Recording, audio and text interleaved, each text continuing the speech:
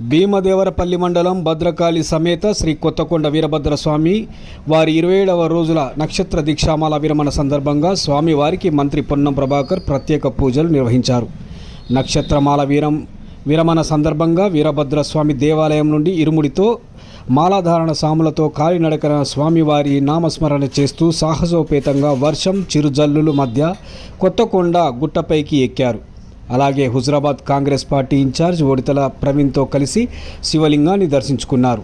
దక్షయాగం తదనంతరం తపోవనార్థం వీరభద్రుడి ఆత్మలింగం రూపంలో వెలిశాడని శాస్త్రం ప్రవచనం. అందుకే భక్తులు సంవత్సరంలో ఒక్కరోజు పొలాల అమావాస్య సందర్భంగా కొండపై గల ఆత్మలింగానికి కాలినడకన వెళ్ళి పాడి పంటలు సమృద్ధిగా కలగాలని కాకతీయుల కాలం నుండి ఇక్కడ ప్రత్యేక పూజలు నిర్వహించడం ఆనవాయితీ అన్నారు. అనంతరం ప్రత్యేక పూజలు చేసి 27 రోజుల నక్షత్రమాల విరమణ చేశారు. పూజా కార్యక్రమంలో ప్రభుత్వ